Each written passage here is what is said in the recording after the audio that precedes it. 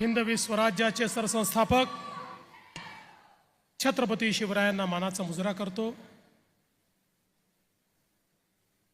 भारतीय राज्यघटनेचे शिल्पकार भारतरत्न डॉक्टर बाबासाहेब आंबेडकर यांना मानवंदना अर्पित करतो। छत्रपती शाहू महाराज यांच्या चरणी नतमस्तक होतो। करवीर निवासिनी महालक्ष्मी अंबाबाई ज्यांच्या आशीर्वादाने आपण सर्व लोक आज या ठिकाणी उपस्थित आहोत, त्यांच्याही चरणी नतमस्तक होतो। आणि आज आपल्या सर्वांकरता अतिशय आनंदाची गोष्ट आहे की करवीर निवासिनी महालक्ष्मी अंबाबाई यांच्या प्राचीन मंदिराच्या जीर्णोद्धार आणि परिसर विकास या अत्यंत महत्त्वाच्या कार्याकरता ज्यांच्या शुभ हस्ते आज आपण याची सुरुवात केली, भूमिपूजन केलं, ते भारताचे अत्यंत कणखर कर्मठ असे गृहमंत्री आणि भारताचे पहिले सहकारिता मंत्री, आपल्या सर्वांचे प्रेरणास्त्रोत माननीय अमितभाई शहा या ठिकाणी मंचावर उपस्थित, महाराष्ट्राचे लोकप्रिय उपमुख्यमंत्री माननीय एकनाथराव शिंदेजी, रवींद्र चव्हाणजी, चंद्रकांत दादा पाटीलजी, शिवेंद्रराजे भोसलेजी, या ठिकाणी उपस्थित हसन मुश्रीफजी, आशिष शेलारजी, जयकुमार गोरेजी, आपले लोकप्रिय पालकमंत्री प्रकाश आंबेडकरजी, विनय कोरेजी, माधुरीताई मिसाळ, राजेशजी क्षीरसागर, धैर्यशीलजी माने, धनंजयजी महाडिक, सुश्री रूपाराणी निकम, सुश्री शिल्पाताई खोत, श्री अमल महाडिक, श्री चंद्रदीप नरके, श्री शिवाजी पाटील, श्री अभिमन्यू पवार, श्री निरंजन डावखरे, श्री राजेंद्र पाटील यड्रावकर, श्री संजय मंडलिकजी, अशोकराव मानेबापू, प्रकाशजी आवाडे, या ठिकाणी उपस्थित विजयजी जाधव, कृष्णराव महाडिक, बाबासाहेब पाटील, समित कदम, नाथाजी पाटील, महेश जाधव, आदिल फरास, आपल्या महायुतीचे मंचासीन सर्व नेते आणि उपस्थित सर्व भगिनी आणि बंधूंनो, आज अतिशय आनंदाची गोष्ट आहे की आपल्या सर्वांचं जे स्वप्न होतं,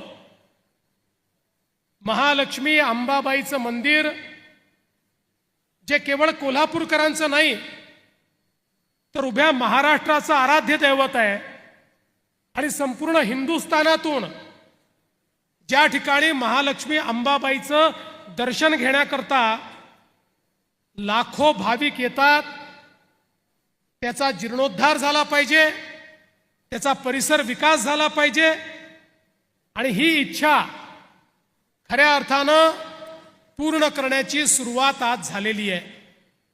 पण मला एक गोष्ट सांगायची आहे, महाराष्ट्रातल्या आणि कोल्हापूरकरांची जशी ही इच्छा होती तशीच मनापासनं ही इच्छा दिल्लीमधूनही एक व्यक्ती व्यक्त करत होते आणि ते व्यक्ती म्हणजे आपले अमितभाई शहा। ते वारंवार आम्हाला सांगायचे कि आपके यहाँ शक्तिपीठ है, इतना पावरफुल मंदिर आपके यहाँ है जहाँ सारी शक्ति है और आज इतने लोग वहाँ आना चाहते हैं, लेकिन मैं इतने सालों से देख रहा हूँ उसका जो परिसर विकास होना चाहिए वो आप लोगों ने किया नहीं है। आपको जो मदद लगेगी भारत सरकार भी करेगा, लेकिन महाराष्ट्र सरकार ने ये कार्य हाथ में लेना चाहिए असा सातत्याने त्यांनी आपल्याला आग्रह केला। आणि आज आनंदाची गोष्ट आहे की त्यांच्याच हस्ते आणि आदरणीय वहिनींच्या हस्ते आपण या मंदिराचं भूमिपूजन या ठिकाणी केलंय। खरं म्हणजे आपल्या सगळ्यांना माहिती आहे, अमितभाई हे कोल्हापूरचे जावई आहेत। आदरणीय अमित भाई, मैं आपको बताना चाहता हूं, अभी 4 दिन पहले अधिक मास समाप्त हुआ। आप 4 दिन लेट आए, क्योंकि हमारे महाराष्ट्र की एक परंपरा है, या अधिक मास में धोंड्याचा महीना होता है और इसमें जवाई की सेवा करनी पड़ती है। जो दामाद होता है उसको बुलाकर उनकी सेवा करना, ये अधिक मास में हम लोग मिलकर करते हैं। तो आप 4 दिन लेट हो गए, लेकिन कोल्हापुर के लोगों का आपके ऊपर इतना प्रेम है और हमारे भाभी पर तो प्रेम भी है और अधिकार भी है, इसलिए हम आपकी सेवा तो नहीं कर सकते, लेकिन आपके आशीर्वाद और आपसे सेवा प्राप्त करने का काम इस महालक्ष्मी मंदिर के माध्यम से जरूर करेंगे, इतना विश्वास आज के इस मौके पर मैं व्यक्त करता हूं। खरं म्हणजे देशाचे माननीय प्रधानमंत्री आदरणीय नरेंद्र मोदीजी यांनी जो मंत्र आपल्याला दिला, विकास भी और विरासत भी, आज आपला वारसा, आपली परंपरा याचं प्रतीक असलेलं हे महालक्ष्मी अंबाबाईचं मंदिर आहे। 1000 वर्षापूर्वी या मंदिराची निर्मिती झाली, म्हणजे कदाचित त्याच्याही पूर्वीचं हे मंदिर आहे, पण आता इतिहासात आपल्याला 1200-1300 वर्ष माहिती आहेत। पण त्या परंपरेमध्ये या मंदिराने, या आई महालक्ष्मी अंबाबाईने आमचं आराध्य दैवत छत्रपती शिवरायांना देखील आशीर्वाद दिला, हे आपण इतिहासात बघितलेलं आहे। आणि छत्रपती शिवरायांनी देखील अनेक वेळा या मंदिरात येऊन आईचं दर्शन देखील घेतलं आणि या मंदिराकरता मोठ्या प्रमाणात दान देखील दिलं, हे देखील आपण बघितलेलं आहे। ज्यावेळी संपूर्ण भारतामध्ये आमच्या मंदिरांचा विनाश होत होता, त्यावेळी खऱ्या अर्थानं पुण्यश्लोक अहिल्यादेवी होळकर यांनी ज्या प्रकारे आमच्या मंदिराचं पुनरुज्जीवन केलं, तो इतिहास देखील आपण बघितला आहे। आणि म्हणूनच आज आपण पाहतोय तीच परंपरा पुन्हा देशामध्ये माननीय मोदीजींच्या नेतृत्वात सुरू झाली आणि आता संपूर्ण भारतामध्ये एक सांस्कृतिक पुनर्जागरण होताना दिसतंय। पुन्हा एकदा आमच्या संस्कृतीकडे, आमच्या परंपरेकडे आम्ही त्या ठिकाणी जातो आहोत आणि आमचं जे आराध्य दैवत आहे, ज्या आराध्य दैवताने आमच्या संपूर्ण या जीवनामध्ये आम्हाला आशीर्वाद दिला, अशा आराध्य दैवतांचं पुनरुज्जीवन करण्याचं कार्य चाललेलं आहे। मला अतिशय आनंद आहे की मोठ्या प्रमाणात या ठिकाणी या मंदिराच्या परिसराचं काम होणार आहे। या मंदिरात जिथे 50 लाख भाविक येतात आणि असं मानलं जातं की तिरुपती बालाजींचं दर्शन घेतल्यानंतर आई अंबाबाई महालक्ष्मीचं दर्शन घेतल्याशिवाय बालाजी भगवान आपल्याला पावत नाहीत। त्यामुळे जे लोक बालाजींकडे जाऊन त्या ठिकाणी वरदान मागतात आणि बालाजींचं वरदान मिळतं, त्या सगळ्यांना माहिती आहे की ते वरदान जर दुप्पट करायचं असेल तर या ठिकाणी करवीर निवासिनी आई अंबाबाई महालक्ष्मीकडे यावं लागतं। आणि म्हणून इथलं जे काम आता आपण हातामध्ये घेतलेलं आहे, हे काम अत्यंत व्यापक, भविष्यातले 100 वर्ष या मंदिरात येणाऱ्या लोकांची सेवा करता यावी, अशा प्रकारचं कार्य या ठिकाणी हातात घेतलं आहे।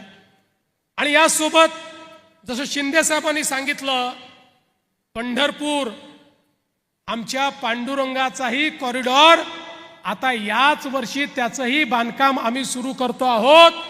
कोट्यावधी भाविक ज्यावेळेस आता पंढरपूरला जातील, त्यावेळी विठुरायाचं दर्शन घेण्याकरता त्यांना त्या ठिकाणी ज्या प्रकारचा कॉरिडॉर पाहायला मिळेल, ज्या प्रकारची व्यवस्था पाहायला मिळेल, निश्चितपणे मला विश्वास आहे की पांडुरंगाचा अधिक आशीर्वाद आपल्या सर्वांना प्राप्त होईल।